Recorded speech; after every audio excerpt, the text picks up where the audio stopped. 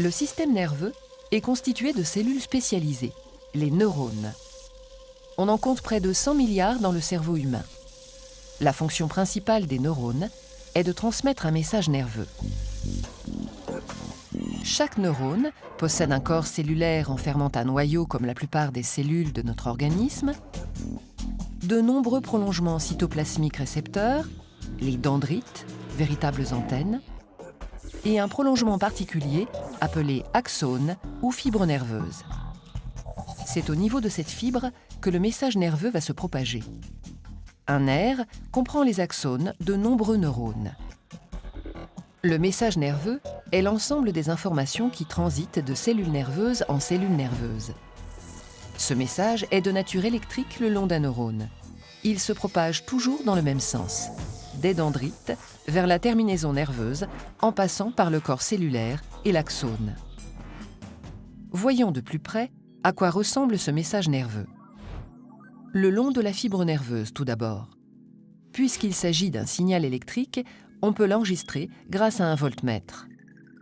Lorsqu'on place 2 microélectrodes de part et d'autre de la membrane plasmique, on enregistre une différence de potentiel égale à moins 70 millivolts quand la fibre est au repos. La face interne de la membrane est donc électronégative par rapport à la face externe.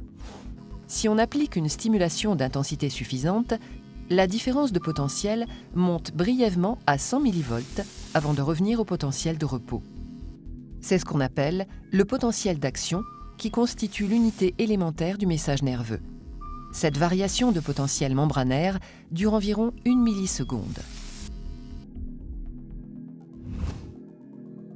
En dessous d'un certain seuil de stimulation, il n'y a pas de message, pas de potentiel d'action créé.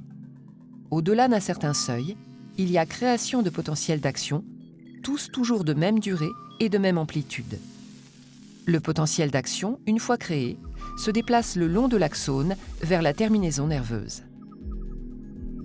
Plus l'intensité de la stimulation augmente, plus le nombre et la fréquence de ces potentiels d'action augmentent. Revenons au parcours du message nerveux. Lorsque le signal électrique parvient à l'extrémité de l'axone d'un neurone ou terminaison nerveuse, il rencontre un espace appelé fente synaptique qui l'empêche de se propager à un autre neurone. L'arrivée des potentiels d'action à l'extrémité de l'axone du neurone 1 dit présynaptique entraîne la migration et la fusion de vésicules avec la membrane plasmique du neurone 2, ou neurone postsynaptique. Cette fusion libère les molécules enserrées dans les vésicules, appelées neurotransmetteurs. Ces neurotransmetteurs viennent se fixer aux récepteurs membranaires situés à la surface du neurone postsynaptique. Cette fixation déclenche une réponse électrique dans le neurone postsynaptique et éventuellement, si cette réponse est d'amplitude suffisante, la création de potentiels d'action. Les neurotransmetteurs permettent donc la transmission du message nerveux d'un neurone à l'autre. Ces molécules actives sont libérées par un neurone et réceptionnées par un autre sur lequel elles agissent. Ainsi, le message nerveux est de nature électrique le long de l'axone et chimique au niveau de la synapse. Une synapse peut être excitatrice si elle entraîne l'activation du neurone ou inhibitrice si au contraire elle la diminue. Un neurone étant relié à des milliers d'autres neurones, il réalise à tout instant une synthèse des informations reçues. On dit que le neurone intègre l'ensemble des messages électriques reçus par l'intermédiaire de ses dendrites. Ce processus d'intégration se réalise au niveau du corps cellulaire. Le neurone a donc pour fonction de traiter et propager les messages nerveux. Si la stimulation globale perçue est excitatrice, il génère un train de potentiel d'action ou message nerveux. Sinon, il restera silencieux et le flot d'informations s'arrêtera là. Le nouveau message transmis traduit l'intensité de la stimulation perçue grâce à la fréquence des potentiels d'action émis.